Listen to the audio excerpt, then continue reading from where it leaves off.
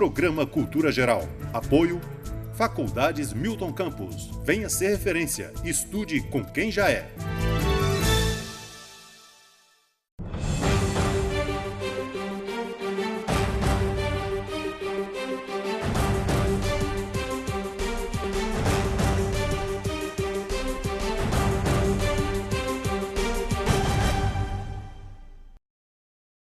Muito boa tarde, começando agora mais um programa Cultura Geral aqui na TV Banqueta, né?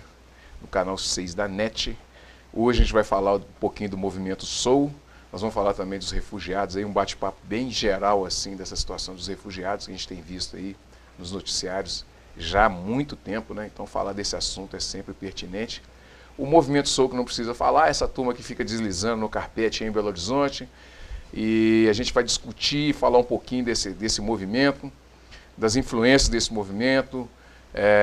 Teve aí o filme Panteras Negras, que tem muito a ver com esse movimento também. E a gente vai trocar várias ideias aqui, falar um pouquinho. O senhor Walter está aqui, e ele que é um cara que procura aí patrocínio, corre atrás desse movimento, então é uma luta diária, né? Sejam todos bem-vindos aí nessa sala de bate-papo, e é um prazer estar todos os dias aqui fazendo o programa Cultura Geral ao vivo, né? Sara, seja muito bem-vinda aqui, é um prazer te receber. Felipe deu bolo na gente, né? O Felipe não veio hoje. Mas é um prazer te receber aqui e a gente tratar desse assunto que é tão pertinente hoje, que são os refugiados, né? E a gente tem essa coisa da dignidade da pessoa humana, as relações internacionais. Nós temos o Trump aí que vira e mexe, está fazendo... Agora virou o comedor de criancinha, né? Então, é muito importante tratar desse assunto, né? Muito importante, realmente. Gostaria de agradecer a oportunidade de estar aqui e falar um pouquinho sobre o assunto. E, realmente, os refugiados, nos últimos 5 anos, principalmente, tem sido uma questão que é levantada em vários lugares do mundo. A crise de refugiados na Síria e tudo mais gerou um movimento na Europa muito forte, que geraram reações muito fortes dos governos, das pessoas. E aqui no Brasil, agora a gente está vendo, começando um movimento também com relação aos refugiados da Venezuela, que estão vindo num fluxo maior, principalmente de 2017 para cá. Sir Walter Soul, tudo bem? Tranquilo. Deixa eu te falar uma coisa. O que é o movimento Black Soul em BH? E de onde é que surgiu isso? Isso já existia? Você pegou andando? Você ajudou a fundar? Como é que foi isso? Eu faço uma análise hoje que o movimento Black não existe. Existe o movimento Soul BH, que é um movimento de resgate à música. Na década de 70 era um movimento Black porque tinha uma cultura de todo mundo aparecer e trajado, idêntico, com roupa a caráter. Então, era um movimento muito forte na década de 70. Mas hoje, no ano 2020, por aí já, 2018, não existe esse movimento Black. Existe o movimento de resgate à música, que é o movimento Soul de Belo Horizonte. Que isso começou há 14 anos, dançando na rua, o pessoal brincando na rua. O resgate voltou novamente. E a gente trata isso como cultura, né? Porque o ensino nas escolas, na faculdade, não é tão bom como era antigamente. Eu sou dessa opinião. Estudo numa faculdade, faço direito. E o que hoje a gente consegue com isso? Minimizar isso, e com as crianças e com os jovens? É a cultura de rua, é a música. Então, isso resgata muitas pessoas que não têm o que fazer, que não se preocupam em estudar. E a música faz com que isso aconteça. Então, assim, a gente tenta e fica brigando, vai nas escolas, nas ruas, prefeitura, pede apoio às empresas, mas como movimento cultural, o movimento Soul não é um movimento que vende, né? Não é comercial. Igual você pega esses outros ritmos de música, é música sertaneja, que é o funk, que é uma música cultural, que é uma música que vende produto, é um produto de venda. O Soul não é um produto de venda, é um produto cultural, que é referência aos negros, né? Que surgiu dos negros, então, que hoje, para mim, a maioria das culturas tem a maior influência negra, não só no Brasil, mas em todo o país. A cultura, o africano, ele influenciou em todas as culturas, em todas as danças. Então, não porque no Brasil. Então, hoje, o Soul é um movimento cultural do Brasil, eu acho que ele é até mais forte no Brasil como em outros países. Porque o Brasil preocupa muito com isso. Esse movimento cultural, com a década de 70, para quem viveu lá, quem viveu essa época, sabe que foi a época de ouro, né? Da cultura. Aconteceu música, aconteceu revoluções, aconteceu muita coisa. Você calcula que os caras que fizeram, que eram os refugiados políticos, todo mundo era da cultura de música, principalmente da música soul. Os caras foram para fora, voltaram. Você lembra do movimento Panteras Negras, né? Lembro. Você faz alguma interligação com relação ao movimento, não o movimento soul? É óbvio que o movimento soul vai buscar lá o movimento black soul, e aí tem uma correlação. Você consegue enxergar isso e você acha que aquilo ali foi a mola propulsora e hoje com essa caracterização toda de novo, essa cultura, essa ideia de fazer um movimento black com cabelo e valorizar esse tipo de personalidade, tá ligado a isso? O movimento das Panteras Negras, na época, ele tinha uma influência, mas não é o movimento Panteras Negras que influenciou o soul. O soul influenciou os movimentos Panteras Negras. Sim. Porque o cara que fez tudo na década de 70, James Brown, um cara que revolucionou o mundo. Ele acabou com a revolução que ia acontecer entre negros e brancos nos Estados Unidos, através da música. Aí acontece, o movimento Pantera Negra é um movimento que existe até hoje. Então, assim, ele é muito menos, ele não aparece muito na televisão, nada. Você vê que os negros americanos são os caras que mais influenciados no atletismo. Então, que mais aparece. Então, eles têm essa cultura deles. Mas, assim, hoje, esse filme, o Panteras Negras, para mim foi um filme legal. Mas a pessoa não pode fazer, assim, pensar que aquilo é um movimento para se fazer hoje. Que tem que tomar ponto de referência. Aí os caras já acham assim, não, que nós somos negros, somos donos de tudo, somos os melhores. Não é assim. Eu acho que tem espaço no Brasil para todo mundo, de todos os países para todos. Tem que se tratar com respeito, a cultura com respeito, o negro, o branco com respeito. A gente aqui no Brasil, para mim, não existe branco. Nós somos, eu estava conversando com ela, eu falei, nós somos todos aqui emigrantes, né? Somos descendentes. O Brasil era um país que era de índio. Nós somos o intruso aqui. Então, temos que falar que a gente é negro ou é branco. Nós somos várias raças, uma cultura que se expandiu, né? O Brasil é um país que se criou, que se fundiu entre outros países, mas não se fundiu com a própria raça que era o do brasileiro, que era o índio. Que hoje a gente destrui ele a passo a passo, né? Não dá o espaço para eles. Vai ter espaço aqui. Eu espero que sim. Não, vai ter sim. Nós vamos fazer uma pauta só com os índios da região metropolitana. É incrível isso. Ô Sara, vamos pular para cá, pro lado de cá. Nós Diga. estamos vivendo essa coisa, nós tivemos um processo de escravidão, onde nós tivemos uma violência muito grande, né, com perto de 20 milhões de pessoas, ilegalmente, legalmente pelos estados, e ilegalmente, humanamente dizendo, em algumas partes, e depois tivemos contrabando de pessoas, né. Isso porque precisava se desenvolver a cultura minerária, agrícola e tal, aqui no Novo Mundo. Esses países, a posteriori, foram para esses lugares também e roubaram as suas riquezas minerais e tudo. E com isso gerou vários tipos de imigração, seja legal ou ilegal. No caso da França, por exemplo.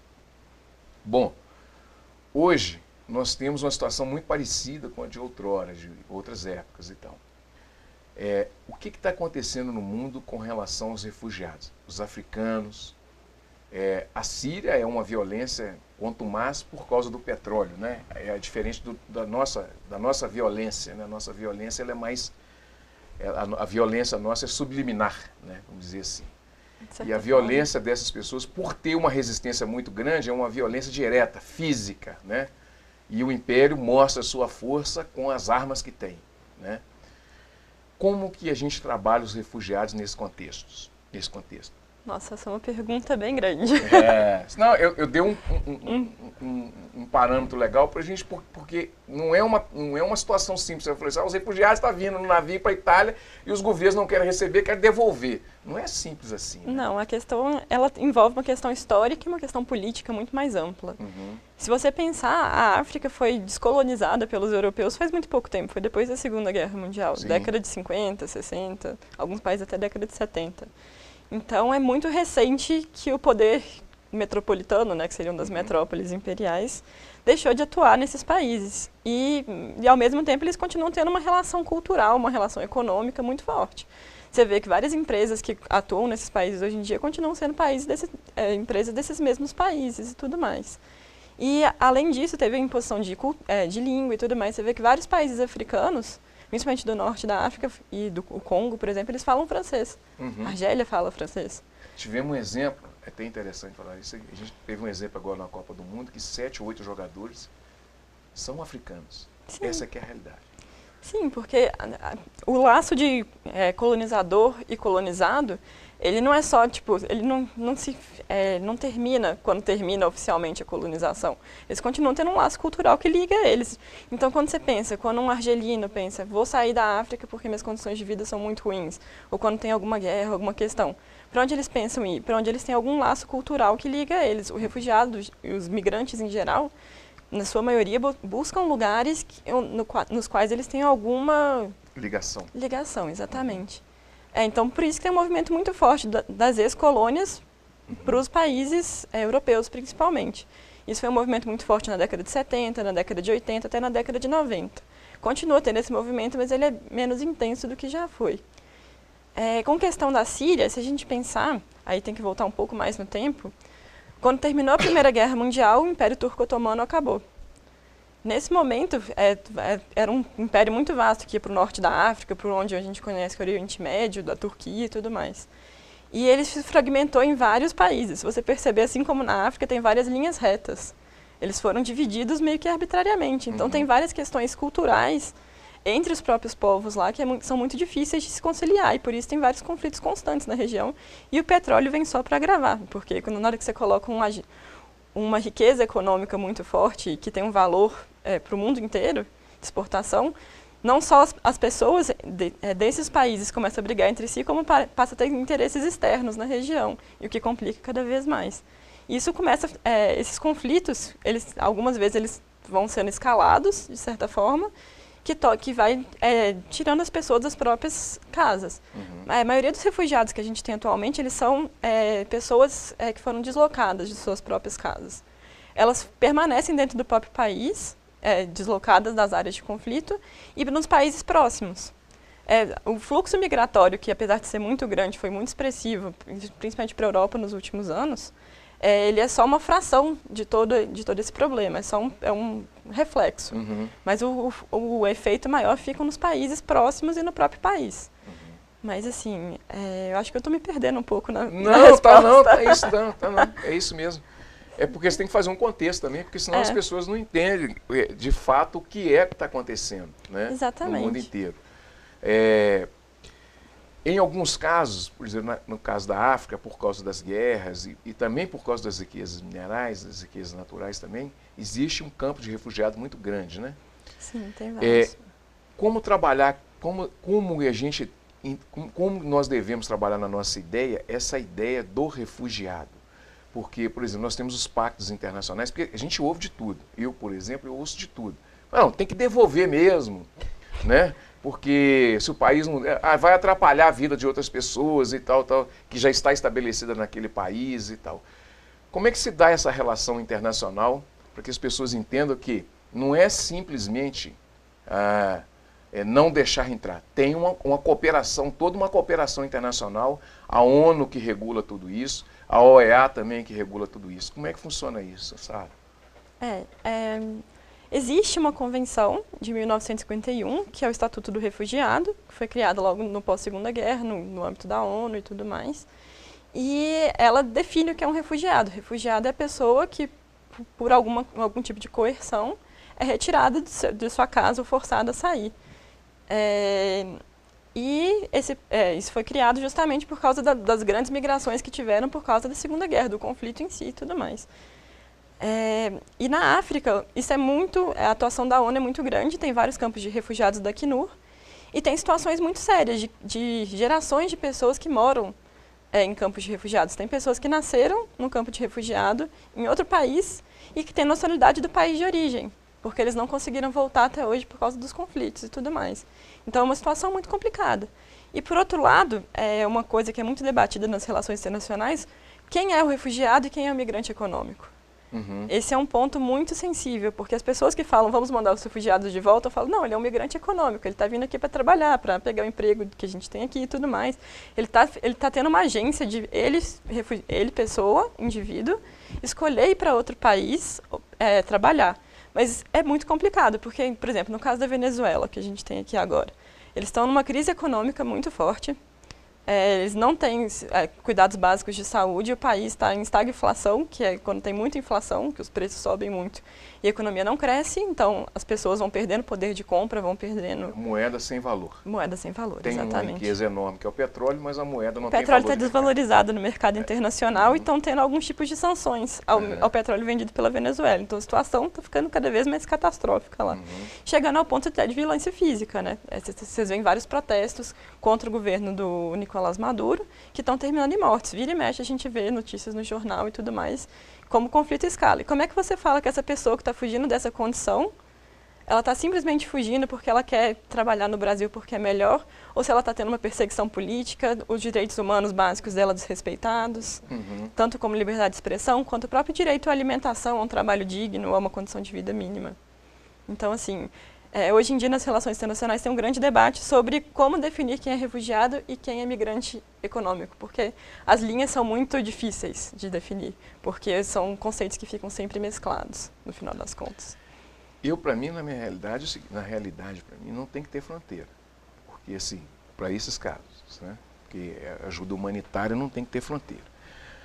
Como é que você vê essa situação do Trump com relação às crianças do México, essa violência, e por que essa violência toda, assim? É bem de demarcação mesmo, de terreno? Trump é uma questão complicada, né? Ele tem várias políticas muito fortes e algumas delas mostram uma mudança muito importante na política externa americana. Os Estados Unidos já vêm combatendo a imigração e tudo mais há bastante tempo, já colocaram muros e tudo mais, mas o Trump fez uma proposta muito mais ambiciosa nesse sentido, né? Ele quer que mandar os migrantes ilegais de volta, ele não quer aceitar mais migrantes, ele colocou a questão das fronteiras, mas ele ultrapassou alguns limites, inclusive, de direitos humanos. Como é que você separa os próprios filhos dos pais? É uma questão que não era para ser feita. Que diferença política faz você separar os pais dos filhos na fronteira? Não tem uma diferença para o migrante nenhuma, mas que faz uma diferença pessoal para as pessoas, para os indivíduos envolvidos na situação muito grande. Eu acho que tem uma dificuldade muito grande de se personificar o migrante como uma pessoa que tem direitos tais quais os outros, apesar dele não ser nativo daquele país e não ter os direitos completos. A lógica talvez país. seria despir dessa personalidade. É uma personalidade, a ideia da personalidade autoritária seria despir a pessoa dessa condição humana e moral, e você acabando com a moral, e com a dignidade dela, você consegue, através do medo, mantê-la no lugar dela. Talvez seria essa a leitura? Você tocou num ponto muito interessante. O medo é uma questão muito importante nessa questão, porque os Estados Unidos estão passando por um processo econômico de mudanças, de estruturas mesmo, né? Porque eles passaram de país industrializado nos últimos anos. Eles estão perdendo as indústrias, estão indo para a China, eles estão focando mais no setor terciário, que são serviços, tecnologia e tudo mais. E isso fez uma mudança importante na sociedade americana. Só que muitas pessoas estão encarando essa mudança de uma forma negativa, porque eles mudam os empregos de lugar, mudam os tipos de trabalho que são oferecidos e tudo mais. E muitas pessoas, principalmente uma geração mais velha e os setores mais conservadores da população, tendem a querer o que eles tinham antes. Dessa forma, eles começam a ver os imigrantes, que pegam os trabalhos menos qualificados e tudo mais, e até os trabalhos de indústria restantes que tem lá nos Estados Unidos, eles começam a ver essas pessoas meio como um bode expiatório, porque eles estão vindo aqui e roubando nossos empregos e tudo mais. É uma visão mais da população, uma visão que não é tão ampla, porque teve uma mudança importante nos Estados Unidos. Foi uma política de governo, foi uma política das próprias empresas saírem dos Estados Unidos. E assim, essa mudança de vida, todas as transições são caóticas, vamos dizer assim. E eles encontraram nos imigrantes um bode expiatório. Então, os mexicanos são as pessoas que vão lá, roubam os trabalhos, são as pessoas que vão lá e causam violência. Essa figura que eles criam, tirando a personalidade das pessoas, que gerando medo dessas pessoas, é que torna possível políticas como essas caricaturas que são feitas, né? Walter, Voltando para você aí, Walter. Hein? Ô, Walter, existe nesse processo da cultura de rua, e da dança, e do movimento, qual é o fator social envolvido nesse quesito, nessa questão? Por exemplo, é liberado para qualquer um participar? Ah, tá lá dançando e tal, você esticar aquele carpete lá na rua, Goitacazes, eu fui lá uma vez, esticou aquele carpetão lá, colocou aquelas caixas de som e tal. Qualquer um pode dançar? Como é que é esse processo? O processo do movimento Soul BH, ele é um processo democrático, então lá não existe espaço para cor, para idade, para sexo ou para estado social. A pessoa pode ser rica, pobre, não diferencia, tá na rua. Aquele espaço que a gente faz, igual a gente faz os domingos agora na Praça 7, né? E os domingos no parque e na Feira Hippie. Então a maioria são esses lugares centrais que acontece. E acontece assim, que naquele momento, quando você está lá, você está uma pessoa de rua, está um policial, está um médico, está um doutor lá. Uhum. Naquele momento são todos iguais. Não existe referência de quem é melhor que quem. Uhum. Então é um sentimento à cultura, um amor à cultura, um amor à dança. E é onde que a pessoa se esquece dos problemas sociais que tem no nosso país hoje. Igual acontece aí, que ela falou sobre imigrante que vem para cá. O nosso país não tem condições de cuidar das pessoas que estão aqui. Com a mudança da lei trabalhista, da Previdência, nós estamos voltando a ser escravizados. Uhum. E aonde que a gente consegue esquecer um pouco disso? Na dança e na cultura. As pessoas que vêm de outros países para cá, aonde que elas se destacam mais? Você vê ali no futebol, são os africanos, são no atletismo africanos, são pessoas que vêm de outro país. Ela não consegue estudar, não tem um fundamento de ensino melhor. Porque eu acredito, não sei quem que estudou na década de 70, nos anos 90 também, a formação na escola era muito melhor que hoje. Hoje as escolas públicas não têm formação nenhuma. Não tem condição de fazer nada.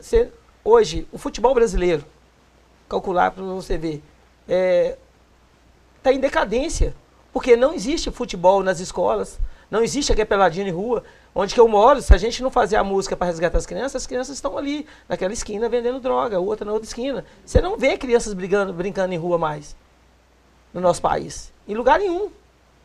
Então, o que que a gente faz com essa música hoje, que surgiu da década de 70, que era na década de 70, que eram os tempos de ouro? A gente tenta resgatar todo mundo, não só crianças, idosos, pessoas que estão com depressão.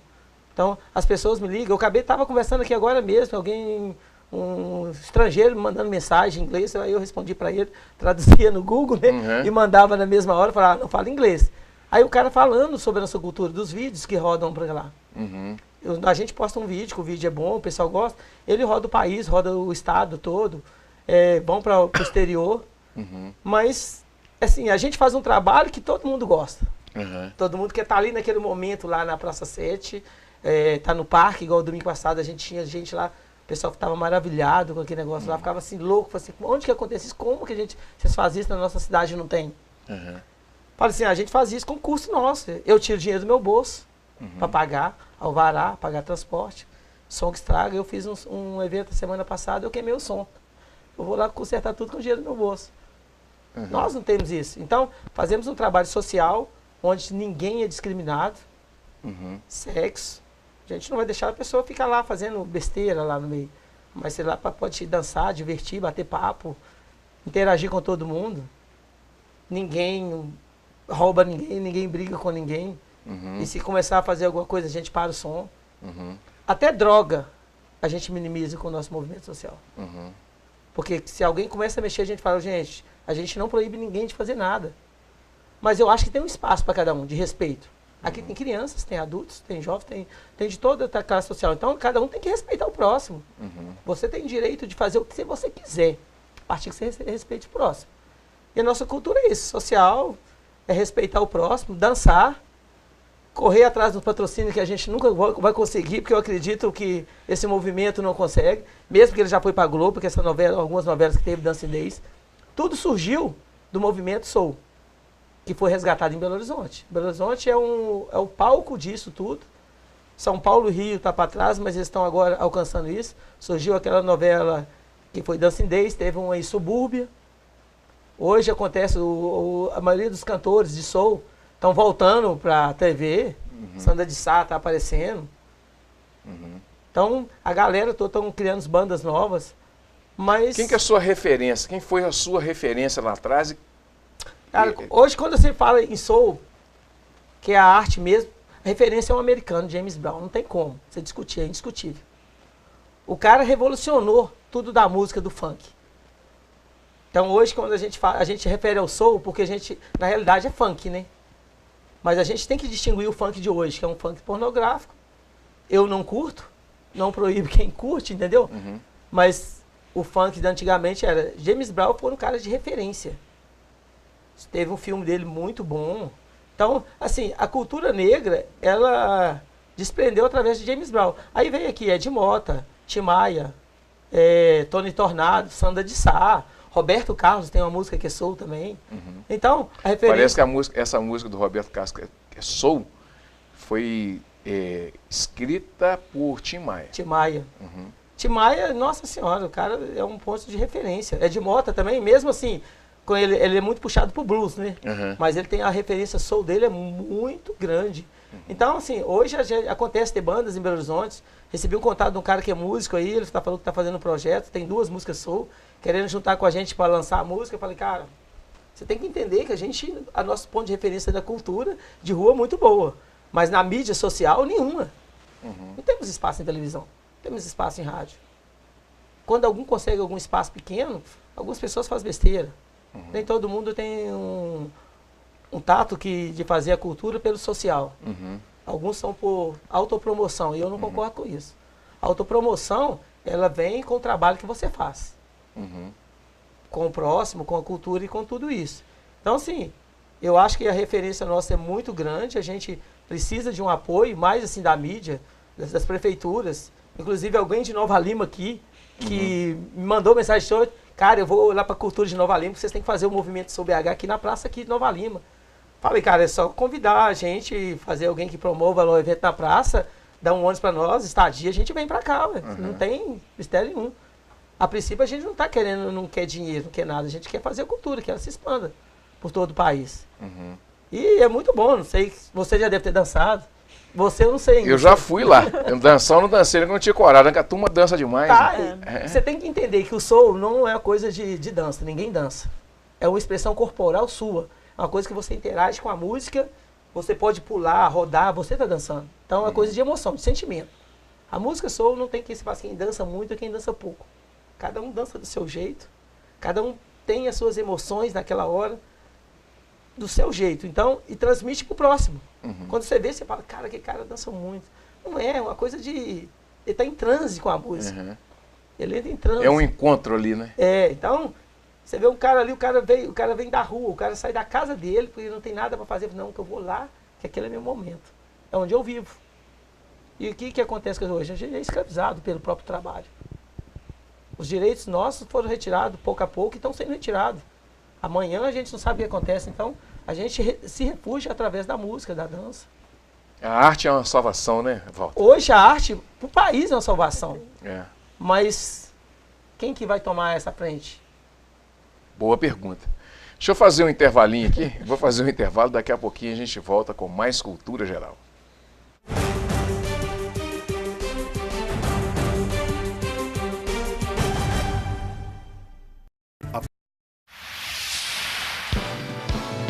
Canal Cidadão, Nova Lima e você.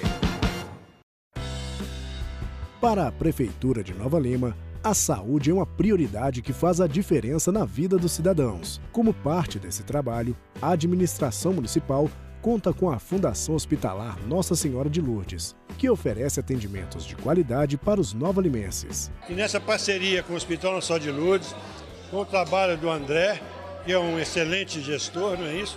A gente tem conseguido, ao primeiro, aumentar os recursos. Em 2018, os investimentos nessa parceria tiveram um aumento de cerca de 40% em relação a 2017, com um repasse de 16,25 milhões em subvenção para o hospital.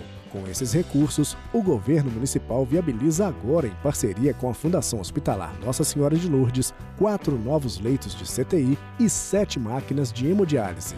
Dessa forma, o Centro de Terapia Intensiva passa a ter capacidade para 10 unidades e a hemodiálise totaliza 30 equipamentos com capacidade para atender toda a demanda de Nova Lima e facilitar a vida de pacientes que antes precisavam ir a Belo Horizonte em busca do tratamento. Nós aumentamos as ofertas para os pacientes de hemodiálise. É possível agora a gente atender até 120 pessoas. Hoje nós temos cerca de 97 e 4 pessoas ainda são atendidas em Belo Horizonte. Nós vamos convidar essas pessoas para fazer hemodiálise aqui, para ficar mais próximo da sua casa e mais rápido o atendimento. A ampliação desse atendimento visa a gente poder dar um tratamento mais digno para aquelas pessoas que de fato estão com enfermidades muito graves. Esses pacientes vão ter a terapia do ladinho da casa deles, no domicílio deles. Isso é muito importante. E mais do que isso, é a segurança de que as pessoas que tiverem diagnóstico de insuficiência renal recente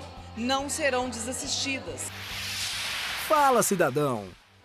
Eu já vai fazer 5 anos que eu faço hemodiálise. Ao todo eu tenho 17 anos.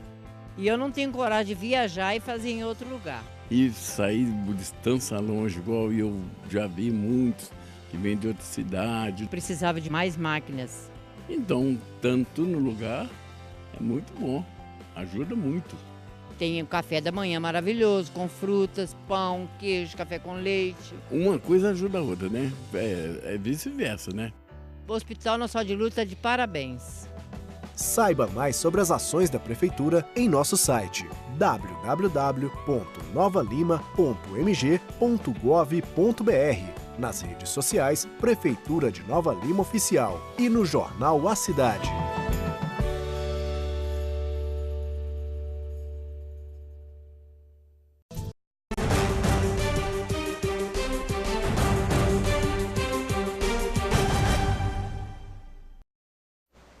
Muito bem, voltando com cultura geral, vamos curtir um pouquinho do Sir Walter aí no Soul BH, esse movimento super bacana de Belo Horizonte, que é a arte é que vai salvar o mundo. Sempre salvou, né?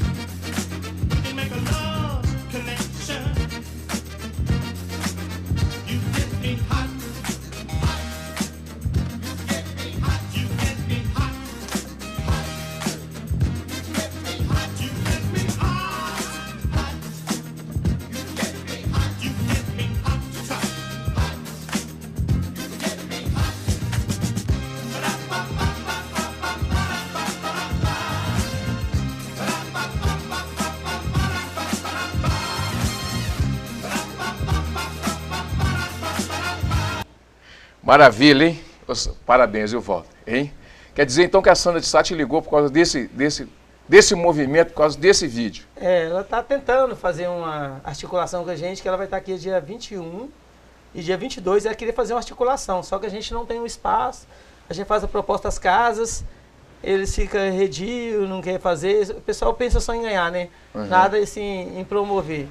Estão tentando. Se não der, paciência, a gente parte para a próxima e assim, o baile segue, né? Segue o baile. Segue o baile. A vida é assim. A gente está tentando patrocínio. Você tinha um movimento lá em Venda Nova? E a gente fez parte dos movimentos do Venda Nova. O Bauchita tocou lá. O Bauchita, ele tinha um programa, né, de Black Soul hoje em dia o que mais tem programas de Black. Não, mas na época não tinha tanto e tal. Não tinha tanto. Antigamente era muito mais fácil. O pessoal era mais unido, entendeu? O ser humano, assim, era muito mais unido na música. Hoje em dia é muito mais complicado. Assim, um músico consegue galgar um degrau, ele já começa a pisar todo mundo embaixo. Não é por aí. E eu acho que essa cultura é muito mineira. Porque você vê São Paulo e Rio, você vê artista empurrando o outro. Tem artista que não tem nem condições de cantar, o cara empurra pra cima, assim, à força. Em Minas, alguém... Aqui é uma dificuldade. Uma dificuldade. Você pode, não sei se você já reparou isso. Não, eu? É o que eu mais reparo. Assim, a pessoa galga um degrau, ela esquece a sua referência social.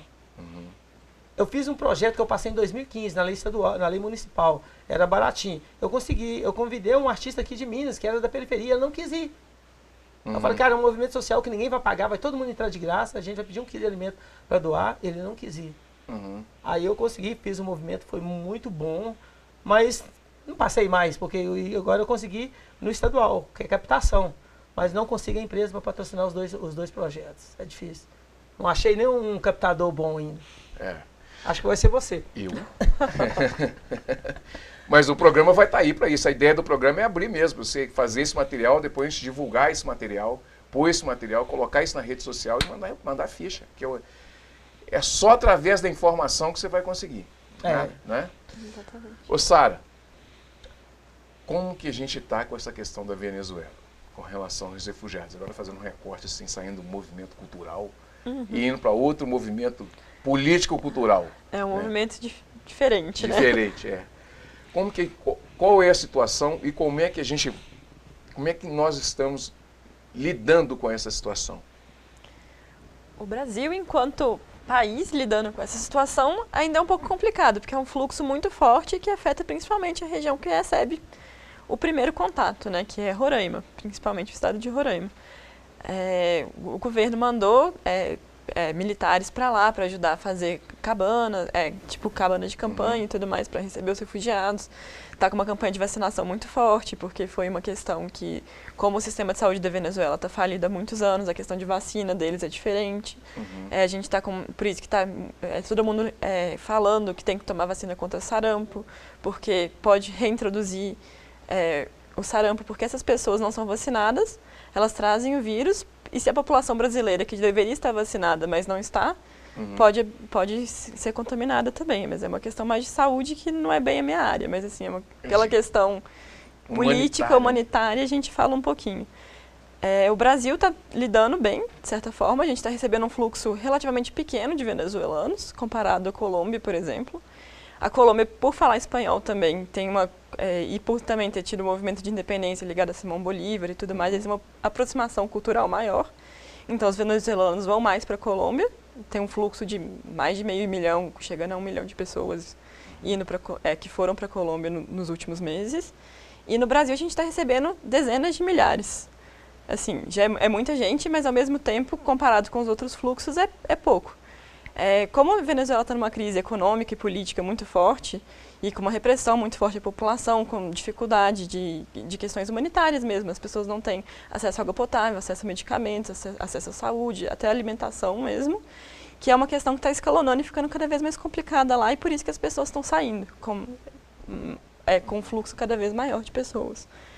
E assim, o Brasil recebe imigrantes. Eu estava até conversando com o Walter mais cedo, logo antes da gente entrar no ar. O Brasil é um país de imigrantes. Eu acho que o Brasil já foi um país de imigrantes. Por exemplo, meus avós são imigrantes, meus bisavós, na verdade. Meus avós já nasceram aqui, mas ambos os pais imigrantes, né, por lado de mãe. E se você pegar, mas assim, tem a migração italiana, tem a migração alemã, tem os portugueses e os espanhóis que vieram, tem uma migração que foi forçada dos africanos para cá, com certeza. E tem os próprios índios que são nativos, e a gente recebeu imigração japonesa em São Paulo, principalmente. Então, é um país que foi de imigração no começo do século XX, principalmente. Foi durante a história, mas no século XX teve um fluxo maior. Mas se a gente pensar hoje, quem migra para o Brasil nas últimas décadas? Se você pegar a minha geração, uma geração antes, já não tem muitos imigrantes mais. Nós somos descendentes de imigrantes, mas não são mais pessoas que vieram de fora que compõem a população brasileira. A população de imigrantes atual do Brasil é muito pequena, eu diria que não chega a 1% de pessoas que nasceram em outro país e moram aqui atualmente. E esse fluxo de refugiados é muito pequeno. A gente tem dezenas de milhares, se chegar a uma centena de milhares de refugiados atualmente, é o que a gente tem. Se a gente pensar no que chegou na Grécia, na Itália, durante o auge do fluxo de refugiados sírios, é só um pequeno reflexo, não chega a ser um fluxo gigantesco de imigrantes. Queria fazer um recorte antes da gente terminar o programa. Foi de um filme do Sebastião Salgado, que chama Sal da Terra. E nesse filme, isso é para as pessoas entenderem um pouco mais assim, dessa situação de refúgio, né? As pessoas. Nesse filme, que foi um documentário falando da vida dele, feito pelo filho dele, acho que foi o último trabalho que ele fez. Ele falou assim, a partir daí acabou, eu fui mexer com outra área, que ele era correspondente, ele era fotógrafo de uma agência e tal, enorme na Europa. E aí ele foi acompanhar um campo de refugiados em um determinado lugar na África. E esse pessoal ia atravessar a floresta em torno de 250 mil pessoas para chegar no outro lugar, porque eles já estavam com risco de violência brutal. E ele sai desse campo de refugiado, fez as fotografias, fez tudo que tinha que fazer, todo o trabalho que tinha que catalogar aquelas fotos e tal. Saiu de lá e foi para o país onde essas pessoas iam chegar. Essas pessoas atravessaram uma floresta, perto de 250 mil, e chegou no outro lugar só 40 mil pessoas. Essas pessoas morreram no caminho. E quando eles chegaram nesse lugar, ele estava trabalhando, fez as fotos e tal. As forças de segurança mandaram essas pessoas voltar. As pessoas não apareceram mais, sumiram todas. E aí ele falou assim, acabou ali a minha carreira de fotógrafo nesse sentido. Não quis mais mexer com isso. Isso é para ilustrar, assim, o tanto que é sofrido a vida dessas pessoas que precisam de um lugar para viver, né, Sara? Exatamente. Eu acho que uma coisa, por exemplo, eu falar que eu quero sair do Brasil para trabalhar em outro lugar, eu vou ter toda a condição de ir para um lugar. Mas essas pessoas que vêm, que atravessam fronteira andando, elas não têm a mesma condição, não é o mesmo tipo de migração. É uma migração humanitária. Se conseguir chegar. Se conseguir chegar. Porque o trajeto, a gente viu várias imagens. Da Venezuela a gente não tem tantos das pessoas cruzando fronteira e tudo mais, aparece de vez em quando no jornal. Mas a gente vê aquelas imagens dramáticas das pessoas indo para a Turquia, pela Hungria, para a Síria, da Síria para a Europa. As pessoas carregando tudo que tem com os próprios pés, às vezes os calçados ficando pelo caminho. E você não faz isso se você não tem um outro lugar para ir. Se você não tem uma outra perspectiva de vida, se o lugar que você está te oferece alguma mínima condição de você ficar. As pessoas que saem das fronteiras dos próprios países, que largam casa, largam família, largam a própria vida para trás, elas não fazem isso. Fica boiando no mar ali, esperando uma oportunidade de entrar em águas internacionais. Esperando alguém socorrer. Pois é. Eles não estão ali por vontade própria. Eles não vieram tipo assim, eu quero ir para a Europa porque eu acho a Europa muito legal. A maioria deles estão indo para a Europa porque eles não têm para onde ir, porque o lugar onde eles estavam não tem a menor condição de continuar recebendo eles. Porque tem um conflito, porque tem uma fome, porque tem um desastre climático. As pessoas que migram, elas não migram por vontade própria. Não é as pessoas os refugiados, deixa eu colocar isso de uma forma melhor, eles não fazem isso porque eles querem uma melhor condição num outro país. Eles fazem isso porque eles não têm outra opção. Eu acho que a questão, a falta de opção é sobrevivência, sim. Estamos precisando um pouco mais de humanidade, né? Um pouco mais de compaixão, de empatia, talvez. Bom, gente, chegamos ao final do programa Cultura Geral, agradecendo a todos vocês. Não sei como que eu coube hoje dentro do meu dia, que o dia hoje foi muito corrido, mas deu para fazer um programa super legal. Um grande abraço e até segunda-feira, se Deus quiser, com mais Cultura Geral.